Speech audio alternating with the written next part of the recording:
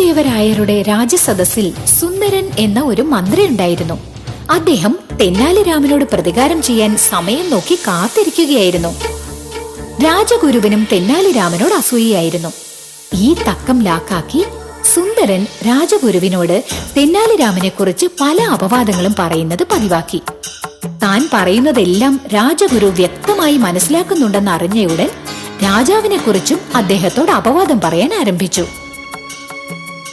രാജഗുരു, ആ തെന്നാലി രാമൻ ഒരു ചതിയനും വഞ്ചകനുമാണ്. അദ്ദേഹത്തിന്റെ വാക്കുകൾ വിശ്വസിക്കുന്ന നമ്മുടെ രാജാവ് ശരിക്കും ഒരു മൂഢനാണെന്ന് എനിക്ക് തോന്നുന്നു. തെന്നാലി രാമൻ ചില കാര്യങ്ങളിൽ ബുദ്ധിപൂർവ്വം പ്രവർത്തിക്കുന്നുണ്ട്.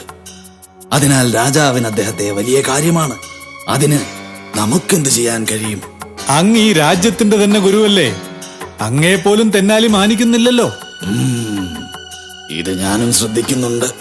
ശ്രദ്ധിച്ചതുകൊണ്ട് മാത്രമായില്ല, തെന്നാലിയെ കുറിച്ച് രാജാവിനോട് പറഞ്ഞ് തെന്നാലിയുടെ അഭിമാനത്തിന് ഭംഗം വരുത്തണം. ഇതെല്ലാം നിങ്ങൾക്ക് വേണമെങ്കിൽ പറയാമല്ലോ. ഇത് ഞാൻ പറയുന്നത് ഉത്തമമല്ല. ശരി, ഞാൻ ഇടയ്ക്കിടയ്ക്ക് രാജാവിനോട് തെന്നാലി രാമനെ കുറിച്ച് കുറ്റം പറഞ്ഞ് മനസ്സ് മാറ്റാൻ ശ്രമിക്കാം. അങ്ങ് അതിനെതിരു മാത്രം പറയാതിരുന്നാൽ മതി. അതു ചെയ്യാം.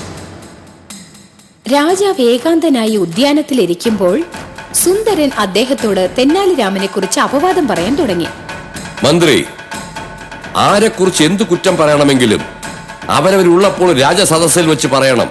സത്യമാണോ എന്ന് അന്വേഷിക്കാം. ഇപ്പോൾ താങ്കൾക്ക് പോകാം.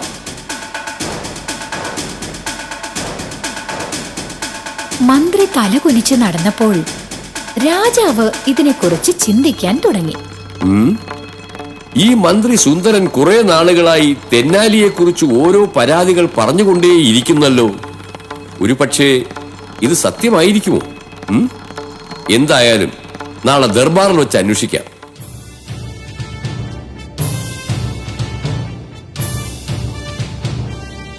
അടുത്ത ദിവസം രാജദർബാർ ആരംഭിച്ചപ്പോൾ മഹാരാജാവ് തെന്നാലിയെ വിളിച്ചു.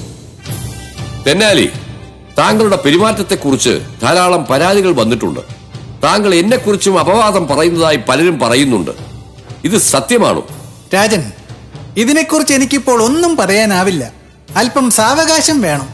അങ്ങനെയെങ്കിൽ മറുപടി പറയുന്നതുവരെ താങ്കൾ രാജസദസ്സിലേക്ക് വരാൻ പാടില്ല. അങ്ങനെ ആവട്ടെ രാജൻ. തെന്നാലി പോകുന്നത് കണ്ട രാജഗുരുവും സുന്ദരനും പരസ്പരം നോക്കി മന്ദഹസിച്ചുകൊണ്ടിരുന്നു.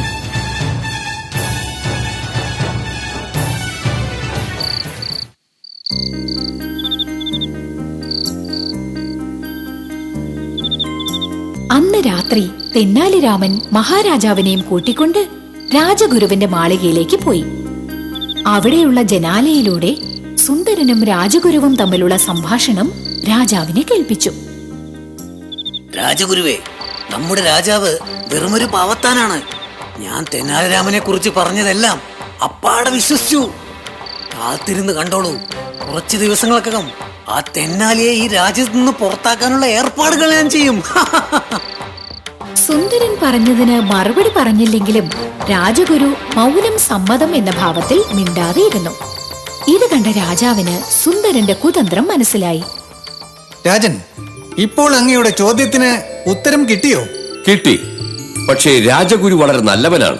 അദ്ദേഹത്തെയും ഈ സുന്ദരൻ ദിശ തിരിക്കുന്നുവല്ലോ. അതിനാൽ നല്ലവനായ രാജഗുരുവിനെ സുന്ദരന്റെ ചങ്ങാത്തത്തിൽ നിന്നും എങ്ങനെയെങ്കിലും പിന്തിരിപ്പിക്കണമല്ലോ. തീർച്ചയായും രാജൻ, അതിന് ഞാൻ ഏർപ്പാട് ചെയ്യാം. വിഷമിക്കാതിരിക്കൂ. അല്പം സമയം മാത്രം തന്നാൽ മതി.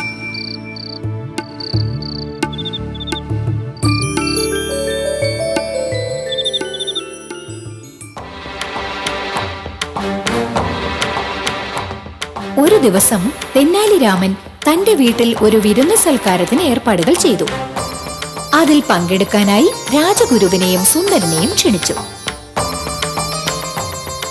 വിരുന്ന് സമയത്ത് രാജഗുരു അല്പം അകലെ മാറിയാണ് ഇരുന്നത്. സുന്ദരന്റെ അരികിൽ തെന്നാലി രാമൻ ഇരുന്നു. സുന്ദരനോട് എന്തോ രഹസ്യം പറയുന്നത് പോലെ വെറുതെ അഭിനയിച്ചു. ഇത് കണ്ട രാജഗുരുവിന് സംശയം തോന്നി.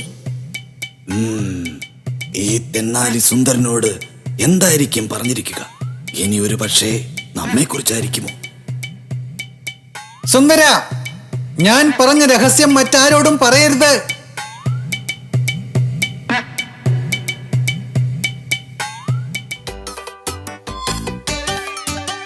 തെന്നാലി നിങ്ങളോട് എന്ത് രഹസ്യമാണ് പറഞ്ഞത്? ഒന്നും പറഞ്ഞില്ല, വെറുതെ പെറുപിറുത്തു, അത്രേ ഉള്ളൂ. രാജഗുരുവിന് സുന്ദരന്റെ പേരിലുള്ള സംശയം ദൃഢമായി. ഇയാൾ രാജാവിനെ കുറിച്ചും തെന്നാലിയെക്കുറിച്ചും നമ്മോട് അപവാദം പറഞ്ഞവനല്ലേ? ഇന്ന് തെന്നാലി എന്തോ രഹസ്യം പറഞ്ഞ ഉടനെ നമ്മിൽ നിന്ന് തന്നെ അത് മറയ്ക്കുന്നു. ഇനി ഇത്തരക്കാരുമായി ഇടപഴകാനേ പാടില്ല എന്നുദ്ദേശിച്ച് അവിടെ നിന്ന് പോയ രാജഗുരു സുന്ദരനുമായുള്ള സുഹൃത്ത് ബന്ധം ഉപേക്ഷിച്ചു. വരൂ തെന്നാലി, എന്തോ ചെയ്ത് രാജഗുരുവും സുന്ദരനുമായുള്ള സുഹൃത്ത് ബന്ധത്തിന് ഭംഗം വരുത്തിയല്ലോ. വളരെ നന്ദി. ഞാൻ അതിനു മാത്രം വലുതായിട്ടൊന്നും ചെയ്തില്ല. അപവാദം പറഞ്ഞു വരുത്തുന്ന സുന്ദരനോട് രാജഗുരുവിനെതിരായി രഹസ്യം പറയുന്ന പോലൊന്ന് അഭിനയിച്ചു. മുള്ളിനെ മുള്ളുകൊണ്ടെടുക്കുന്ന പോലെ അത് ഫലിക്കുകയും ചെയ്തു. രാജഗുരു സുന്ദരനെ സംശയിച്ച സുഹൃത്ത് ബന്ധം ഉപേക്ഷിച്ചു. അത്രേ ഉള്ളൂ.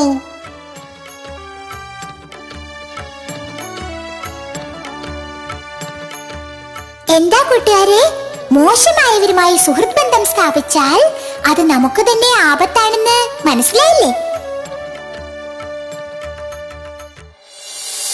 മനോഹരമായ ഒരു വനത്തിലേക്ക് കൂട്ടിക്കൊണ്ടുവന്നു.